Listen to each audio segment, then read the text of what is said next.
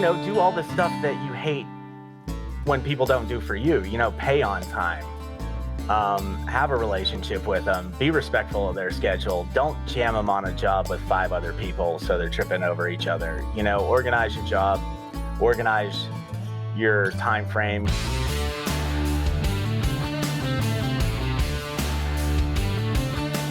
Welcome to the Fine Homebuilding Pro Talk podcast, a regular discussion with building industry professionals. This is Senior Editor Patrick McComb. Today I'm joined by contractor Andy Grace and producer Jeff Rose. You can find the Fine Homebuilding Pro Talk podcast and the original Fine Homebuilding podcast at finehomebuilding.com/podcast. You can leave feedback and ask questions there too. Andy, it's great to see you. Yeah, it's good to see you too, Patrick. So we were together, what was that, June or July? Yeah, July. And I was there covering a Slate Roof story there. And I actually took the recording gear to do this there, but it didn't seem like we had any ambition after being up on the roof all day. I'm speaking for myself. So yeah. I'm glad you're on the show. Thank you. Yeah, thanks for having me. Yeah. Yeah, it was unseasonably hot. And a stone roof, I think Slate is unseasonably hot probably in all seasons. Yeah. Oh, man. Not good. So is everything okay with the business? All the your guys are healthy and the family's healthy? Yeah, we've been super lucky. So no effect as of yet. Has the outbreak brought challenges to the business? I remember shortly after it seemed to really hit the fan, you and I talking, and you were worried about jobs that had been put on hold. But that seemed to work itself out. Yeah, it just came so suddenly. I don't think anybody, well, I at least didn't know that they would just shut everything down. Yeah. I thought it would kind of taper off. Like we went from okay, we're going here tomorrow to you can't go anywhere tomorrow, So, and you had to make a case that you were an essential business. Is that correct? Right. So we got a waiver. You had to be an essential business or I think no health impact or limited health impact. What does that mean? Well, I think 4 or 5 of us working outside. And you guys are presumably together all the time and have limited contact with others, right? Right. Yeah. So I think that was kind of the main reason we got one. So, and what was the jobs you were doing as that was going on? It was actually really important that we could start because we were doing a public job, library roof. And, those things have timelines.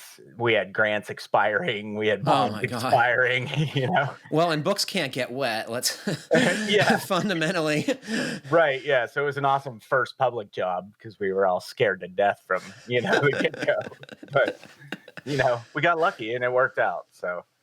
That was a metal roof, right? Or is Yeah, it's a metal roof, yeah. So, and then what did you do after that when this was still going on? And obviously it still is, but did you have to line up new projects? Yeah. In fact, the Slate job kind of came out of nowhere. So that was actually we did the neighbor across the street's roof from the library because people snatch us sometimes when we're in an area for a while and they just come and pull you off the roof. Pretty much they make a case. It's no, I don't want to do it. And they're like, but you're right here. It's you're right. I'm right here. We'll do it real quick. And then that was just a screw down tin job. So It was only a couple days. And then we went into the Slate roof, which kind of had a lot of forever. Yeah. There's a lot of scope creep, And a lot of it takes a long time, right? It's a slow process. You said your guys could do about a square a day? Yeah. In fact, one of my friends who's a contractor was teasing us. It's wow, you've been there all year, you're getting your mail and all this. And it's how long would it take you to drive 200 pounds of copper nails? It's just what it takes, Right. Yeah, so, nothing is fast about it. I observed it. No. And it gets worse. At least ours was modular. And what do you mean? The slates themselves, we're all the same size. We didn't do a staggered layout. We didn't do some of the really beautiful artistic stuff people do with it. So, I hope to get that chance, but we'll see. Yeah, I've seen like Welsh roofs that have all different sizes of slate, and some of them look like they're just like rocks pulled out of the ground. Yeah. They're not like Right. finished at all. Right. Yeah. Yeah. That's cool stuff. What got you interested in that? I'm totally off subject, but we'll get to what we're going to talk about in a little bit. Opportunity, somebody just called, and originally it was supposed to be uh, a standing seam job. He wanted to swap out the slate. The slate had been dead. They've been there 80 years. That's kind of as far as Pennsylvania slate go anyway. And They were physically like just deteriorating to the degree that you could just like crumple them up in your hand, right? It was just worn out. And they had a lot of ham-handed repairs over the years, which becomes this. It just causes so much more trouble than it saves. Yeah.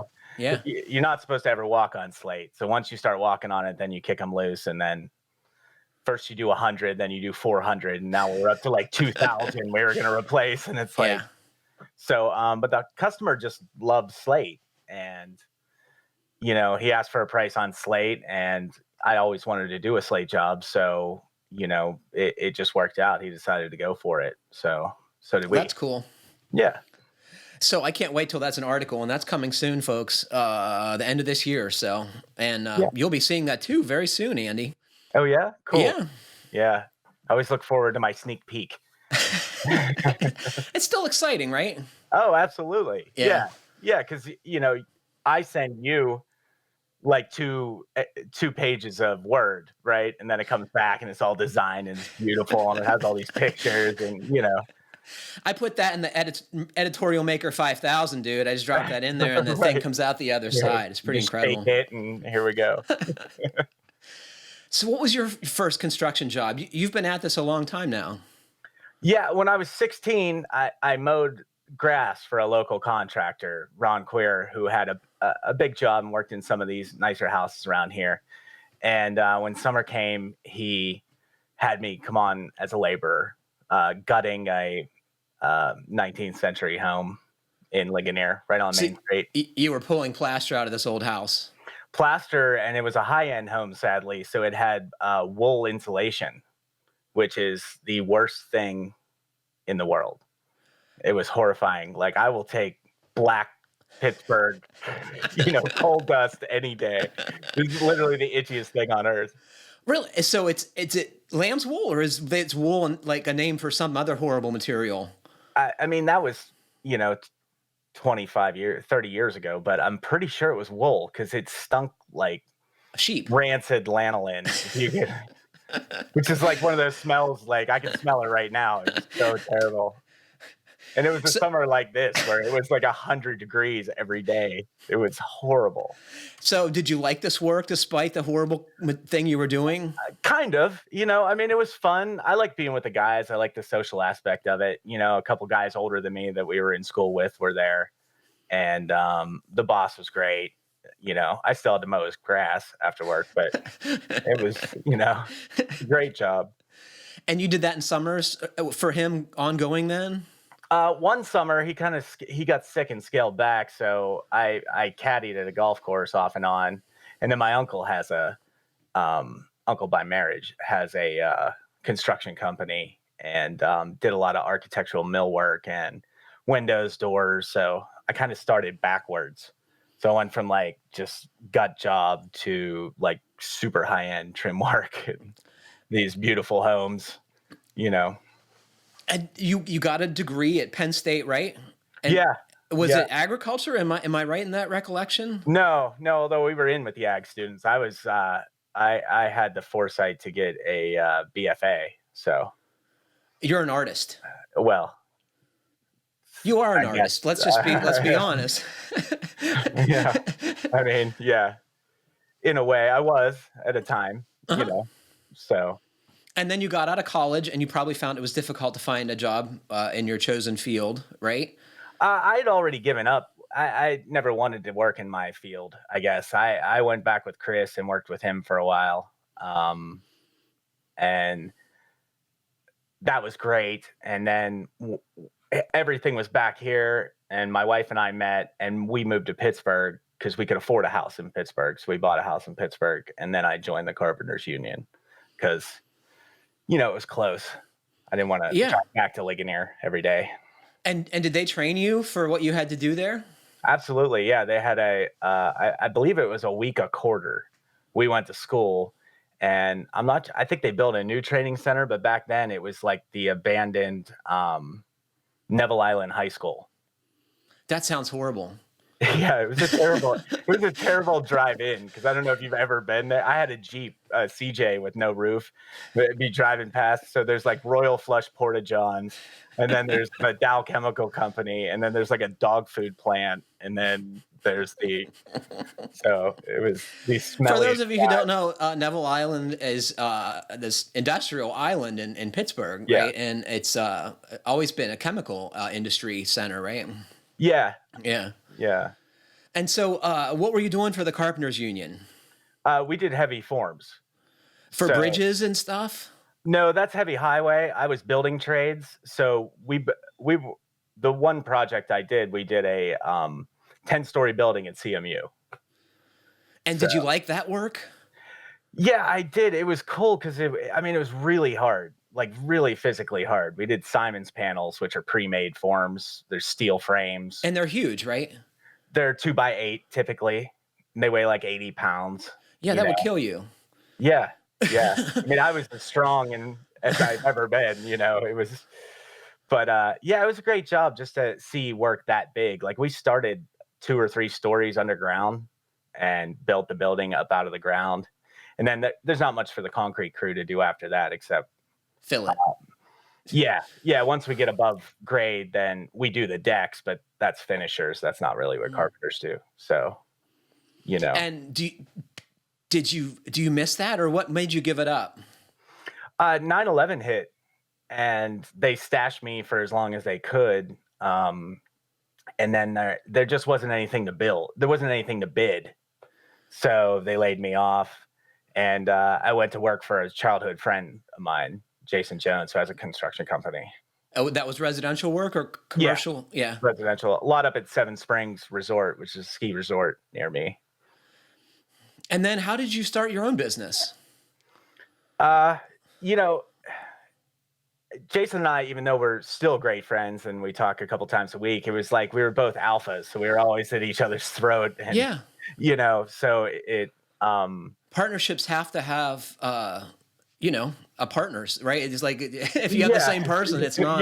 Yeah. We both wanted to like be in control. So he gave me a bunch of leads he had in Ligonier, and he kept the Seven Springs leads, and we just kind of went out on our own, even though we worked together a lot still, And what? How long ago was that? How long have you had your business?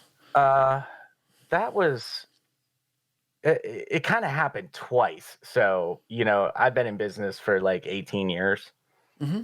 Went with Jason for a while and bounced around, And what kind of projects are your sweet spots? You've done a lot of roofing articles, but you do a lot of different stuff. We do. Gut job remodels. I love those. I love the challenge. I love straightening them back out. And there's a lot of old housing stock where you live, right? Yeah. Yeah. I would say half a town is built in the first part of the last century. So, and it's something when you understand it, it's not that big of a deal, dealing with balloon frames and the issues they have. I find the work to be really gross. Do you find that too? It's not so bad here. When you're in Pittsburgh, we did it in Pittsburgh too. And all the coal dust is everywhere. Coal dust. Yeah.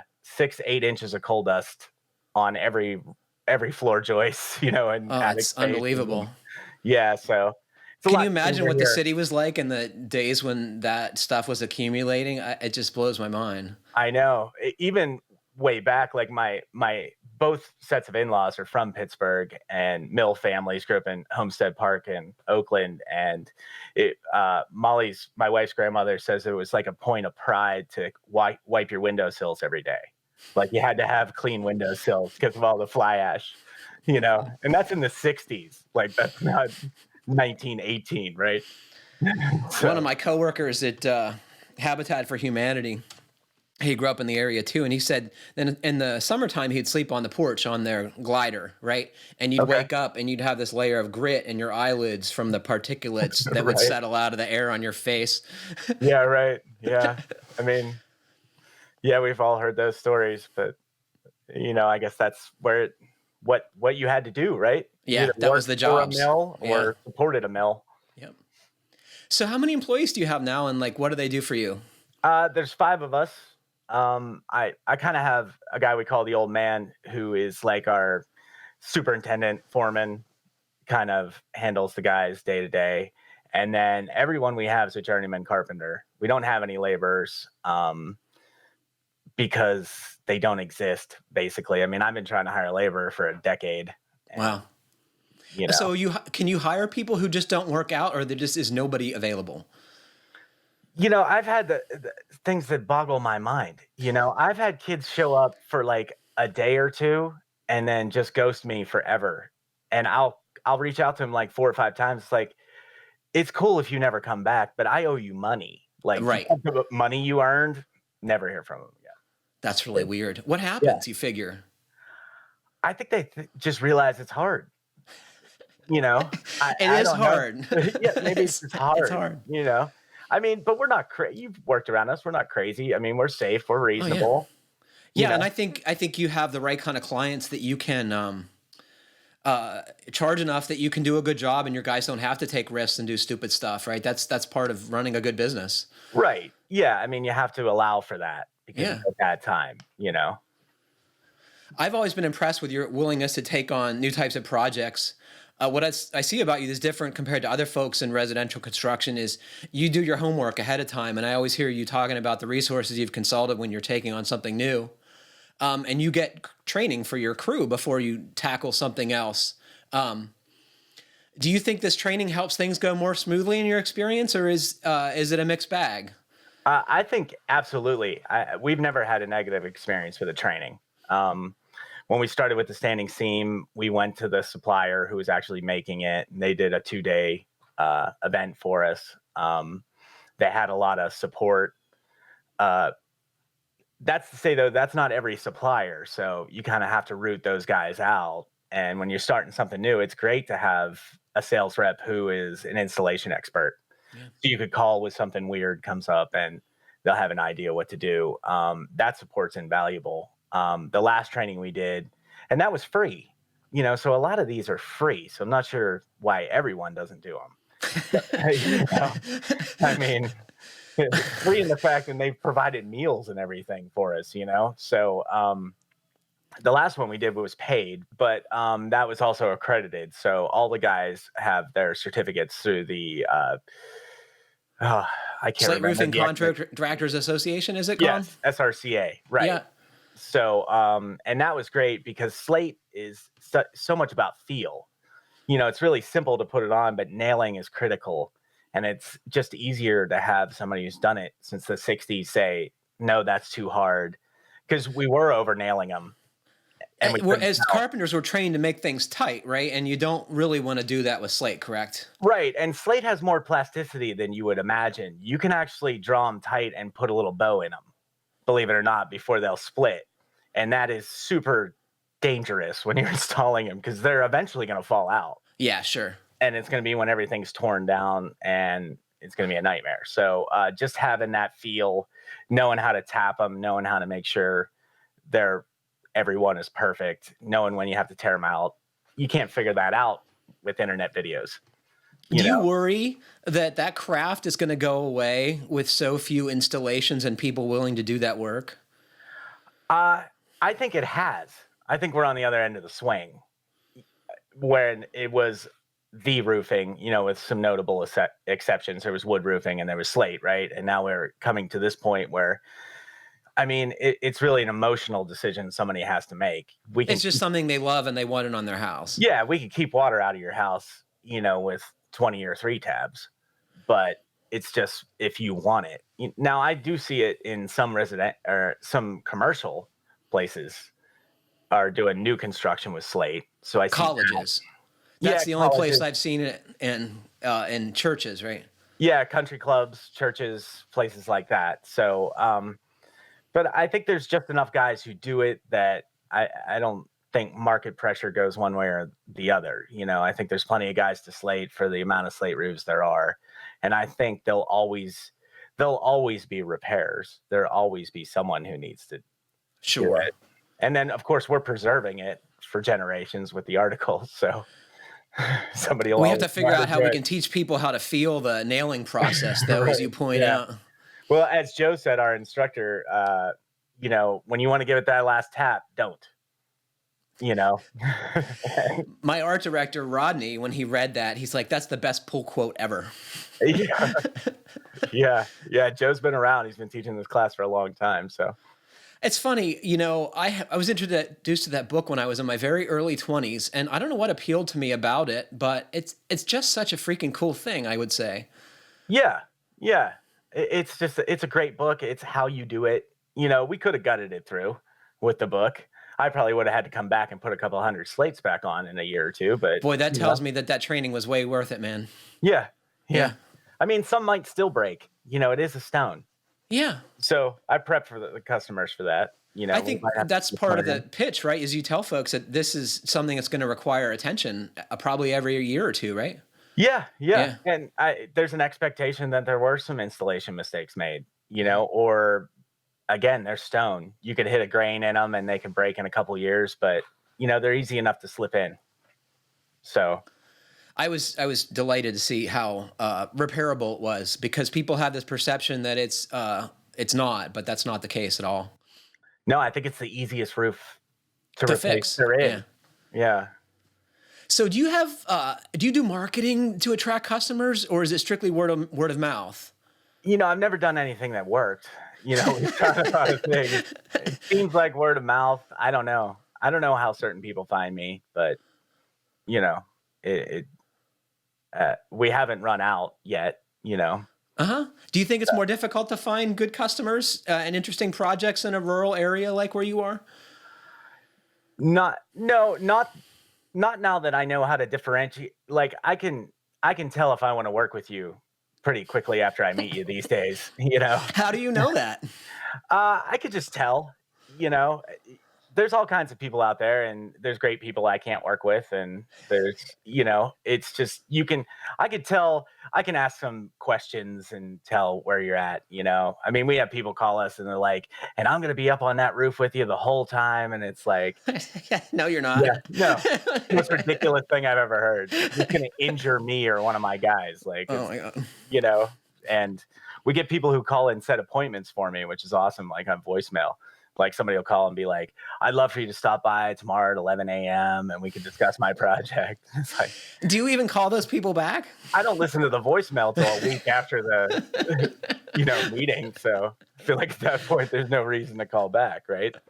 But yeah, so little things like that. We know who we work well with. We do great with engineers, because engineers, not to generalize, but ask a million questions and they want really good answers. So, that kind of blends well with us. I found that a lot of engineers listen to this show, interestingly.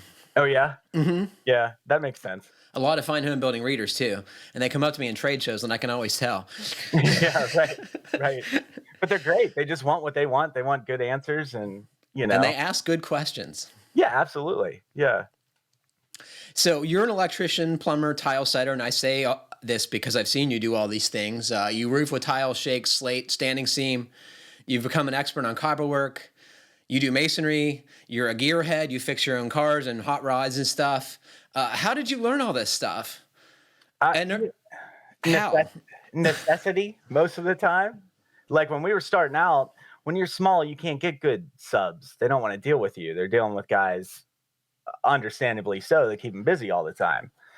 So, and I've had some help. My father-in-law has been a master plumber for 40 some years. So in the last 20 years, he's taught me a lot about that. I worked with an electrician, and when he retired, he came on and helped us for a while, for 6-7 years, and learned from him. It's just wanting to learn. A lot of people, especially of that generation, are super willing to teach you, so if you pay attention, you can pick it up. So, but yeah, to get my projects done, we had to do it ourselves. And your dad's a amateur mechanic too, right? And did you learn that stuff from him? Yeah, I did. We're in the buckle of the Rust Belt, so it's kind of like, you have to fix things out of necessity because you can't replace them. So you just got to teach yourself how to fix it. And you muddle through, I mean, there's been plenty of mistakes along the way, but, Sure. you iron them out. Are there any parts of construction you just like do not like and will not touch? For a while it was insulation because, It's gross. yeah, it's itchy. But now that it's become such a puzzle, it's interested me again, of trying You to mean the figure out- building science part of it? Right. Yeah. So, we're not just stuffing walls with R13 anymore. It's a whole balanced system, which is interesting, You mentioned your dad was a tradesman, and I believe your uncle. You said, did you have any other people in your life growing up that helped foster this interest in working with your hands? I think it was everybody I was surrounded by, because everyone around here just kind of tries to fix what they have to fix, right? So Yeah. I mean, everybody's pretty handy in rural Western Pennsylvania. So it's just kind of something that you were at least expected to understand on some level just to be an adult. So I haven't learned that until recently. I mean, it's been decades now, but like I thought everyone grew up like that, but I've learned that's just not the case. Oh, really? Yeah. Yeah, I'm kind of surprised, but I know you're a huge fan of tools and equipment of all types, and you might have more tools than anybody I've ever met, which is impressive. Yeah, surprising. But When did you start your collecting of tools and gear? I think from the beginning, just because, when you have a limited budget, you got to spend a lot of time researching it, because I have the expectation something's going to last forever. This is the one I'm going to have forever, which is how you learn to fix tools too, right? I mean, rebuilding them over and over. But I'll buy anything that I think can replace labor. So, and Do you do a cost metric that it has to be a certain time frame? I mean, like that can be a complicated metric. Yeah, I guess. Yeah, no, I don't, because I guess wrong sometimes, like stupid stuff. So that doesn't save us any time and costs a lot of money. So, I talk to people. The internet's great because you can kind of feel out what people do. On the Slate job, we rented that Equipter, which drives around. I mean, that saved. You should tell folks what that is, because it is an amazing machine. It's like a self-propelled dump trailer. Dump body. Yeah. That you drive around and it can scissor up and back to the roof. And it comes with roof angles that you put on the roof to build a little funnel. And then you throw everything in it at the eave, lower it back down. You drive it over to the dump trailer, lift it up, and it dumps in. It's an awesome machine. Yeah. And it's like $100 a day if you rent it by the month. And if, again, $100 a day laborers weren't unicorns, like it does way more than that person would be if they existed. So, yeah, and it also could help you get the slate up onto the roof, right? That was a pretty cool thing. Yeah, we used it for a lot of like off-label uses. It was super, great. What are some other favorite pieces of equipment or tools that you've come across through the years? I'm really into the battery-operated stuff replacing cords anymore. Like all the battery stuff is just an equal or better replacement. We have that. Even like relatively stationary stuff like table saws and miter saws? We haven't got one yet. So I don't have the expectation it will be, but then I never do. And like the right angle drill is amazing. Mm-hmm. The flex fold stuff, we use a lot of that. It's all great.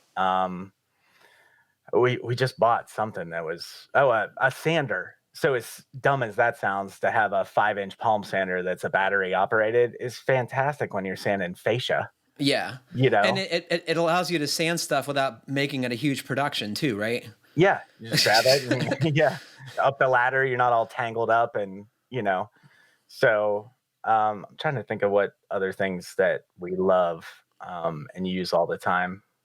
You mentioned the cordless roofing nailer to me when I was visiting. Why? For repairs. Yeah. I mean, that's what it's for in my mind. I wouldn't hold it all day and run it. And the battery life is a little limited. It can't keep up with a production roofer, but to not have to pull out a pancake and have it run the entire time when you got to swap 4 or 5 shingles back on, it's awesome. Yeah. All the cordless nailers. You have a beautiful metal brake. Yeah. Yeah, we like it. Is that proved its worth? Oh, absolutely. Yeah. And they're not really, when you go from like the average 10-footer everybody has up to a 12 Super Duty, it's not as big of a difference. I mean, it's twice as much, but I would think it should cost a lot more, for what is it a Tapco? Is that what yours is? Yeah. Uh-huh. Yeah. And you have all the add-ons too. Yeah, it actually came with all that as a package. So you get like the legs and the wheels and the cutter, the Pro Cutter. And you have cutter, it'll cut both directions, which is somewhat unusual, right? No, I don't think. I think it only cuts right to left. Okay.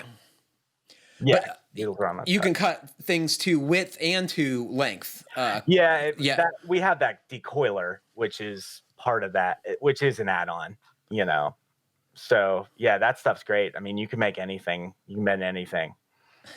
I'm always dazzled by the geometry of how you figure that out. Yeah, you just wasted like $150 worth of copper. Is there anything on your list that you don't have that you're wishing for currently? Just weird things. I have those IsoTunes headphones.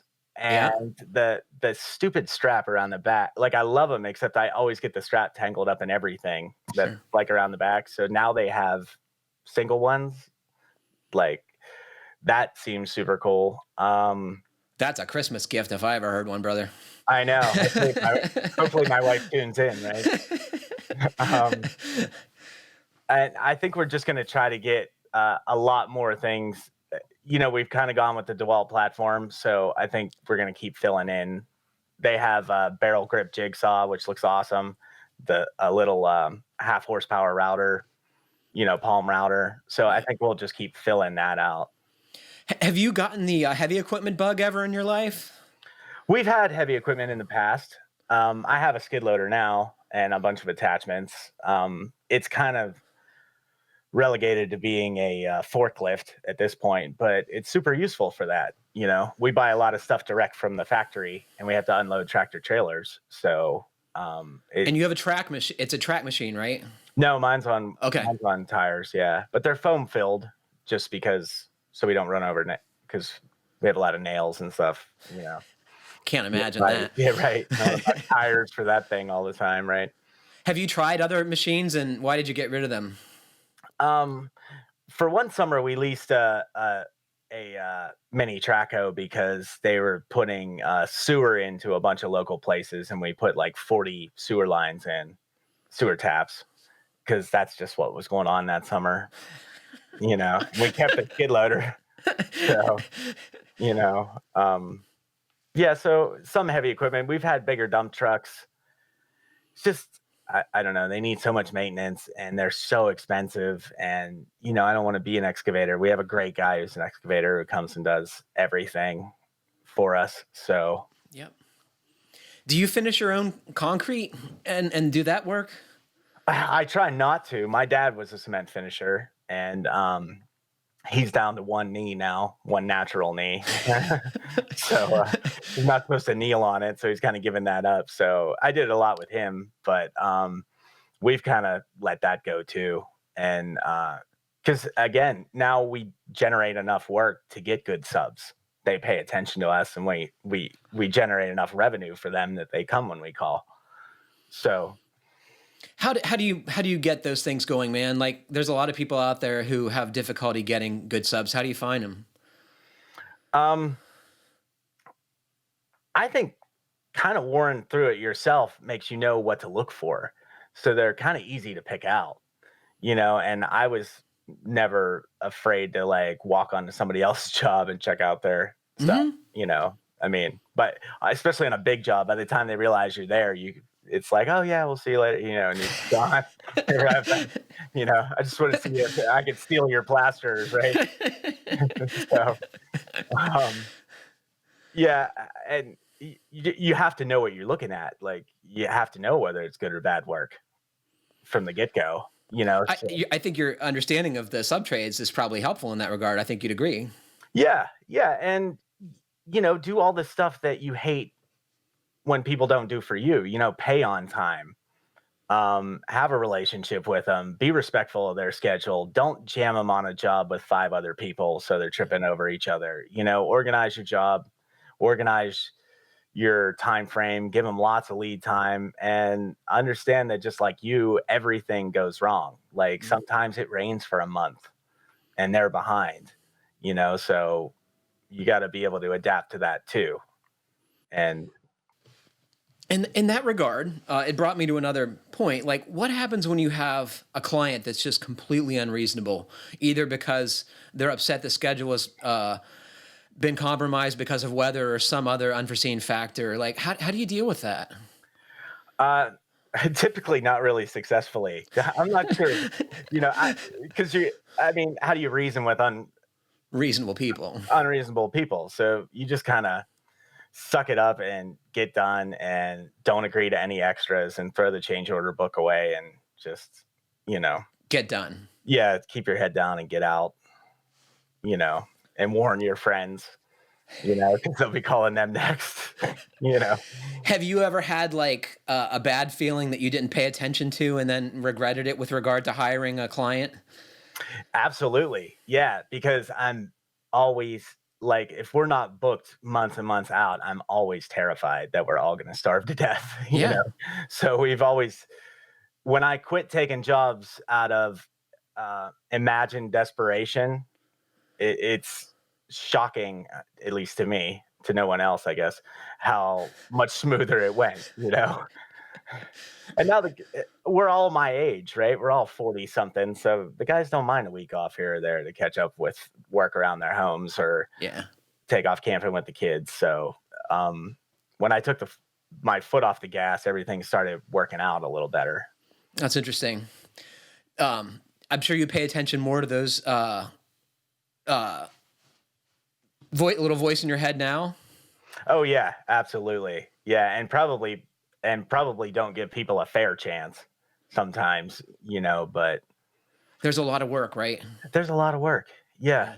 And you got to pick something that you're going to be successful at, So I got to make the best decision for all my guys and all their, I'm responsible for all their livelihoods too. So, I got to be successful so they can be successful. Yeah, you got to have the right clients, right? Yeah. Yeah. And there's plenty of them out there, When I got better at my job, they were a lot easier to find. So it's not like I was so put upon or doing everything right. Yeah. Things weren't working out, I think anyone who's been doing this for any period of time would say that it takes a long time to learn all the various hats you have to wear to be a general contractor, right? And Right. some you're good at right away, and some it takes longer. Right. Yeah. And some we'll see if you ever get there. We've talked a lot on the show about how trade work really takes a toll on your body. You mentioned your dad just a little bit ago. Do you have health problems or aches and pains associated with your career in the trades? Yeah. I mean, they say I have arthritis in my knees starting out, and all the joints hurt. I had double hernia surgery not long ago. So yeah, some injuries, and I've seen injuries, and I know what's coming. I see the guys who came before me. My dad has one knee, one lung, and a back full of stainless steel. Yeah. I know people on oxygen. I know people who died young. Do you think that's inevitable? Can we do better? I think it is to a point. I think we're a lot safer than we used to be. A lot of those things were injuries that could have been avoided, but wear and tear, I think, there's a job that needs done, and it's got to be done by hand sometimes, And the things are heavy. Houses are heavy. Yeah, right. Yeah.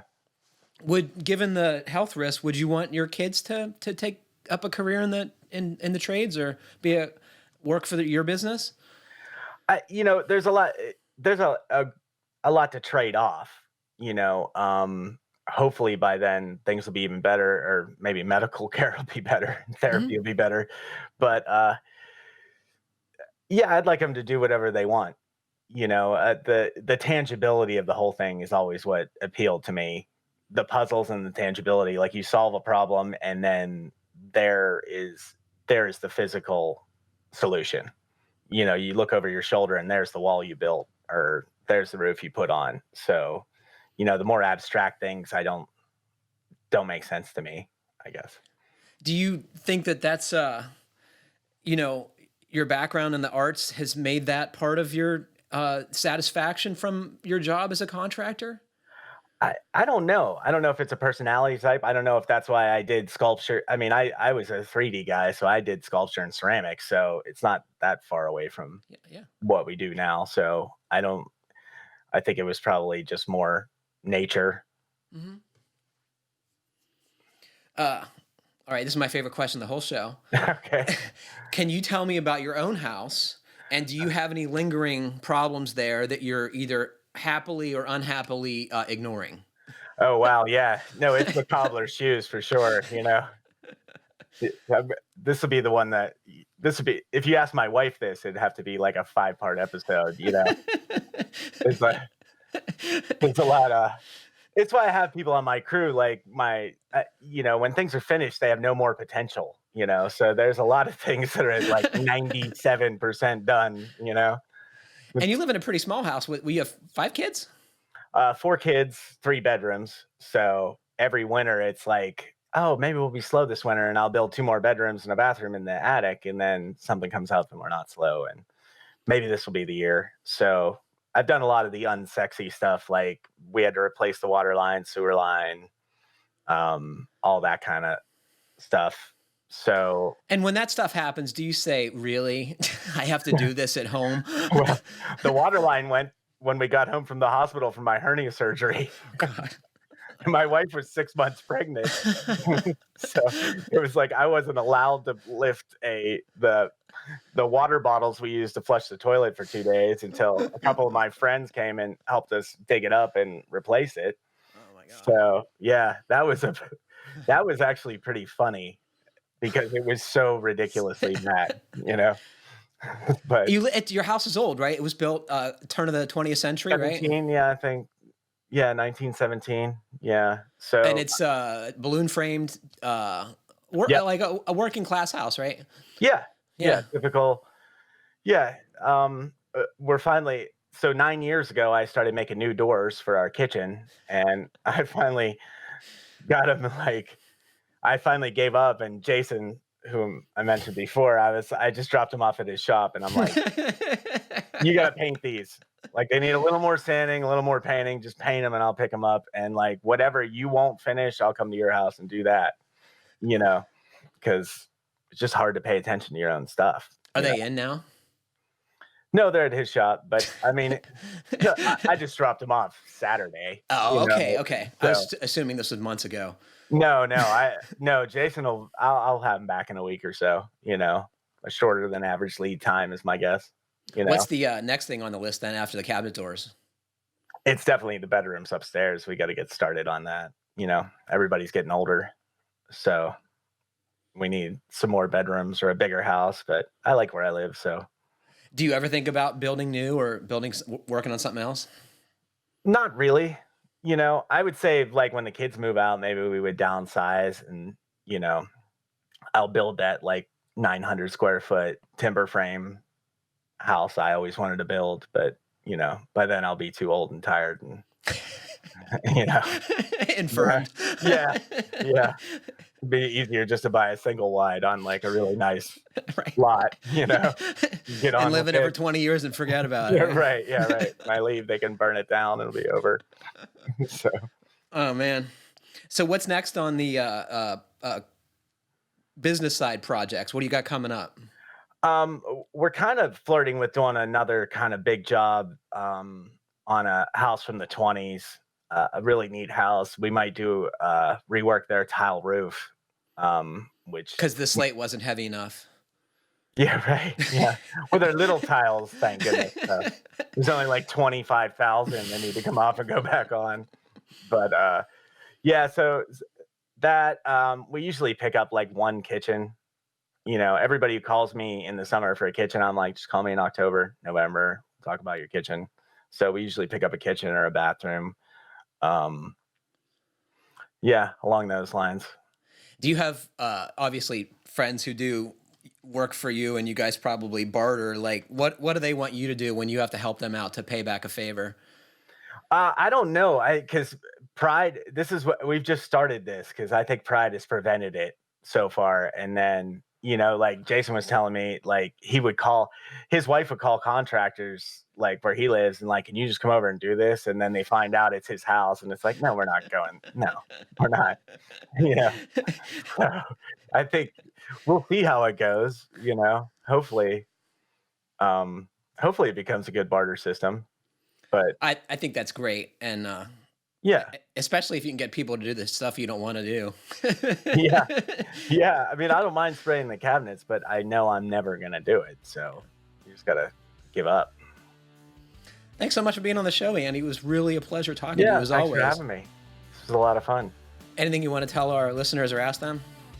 I don't think so. All right. Yeah. Well, look for Andy Grace's article in the issue number 296 of Fine Homebuilding. Nice. I believe that's the November-December, or maybe it's November-December issue, I believe it is. So look for that, folks. Great. Thanks, guys. Thank you, man. Well, unfortunately, that's all the time we have for today. Thanks to Andy for joining us, and thanks to all of you for listening. Please remember to send us your comments, questions, and suggestions to fhbpodcast@taunton.com. And please like, comment, or review us however you're listening. It helps other folks find our podcast. Stay safe, everybody. Thanks for listening, and happy building.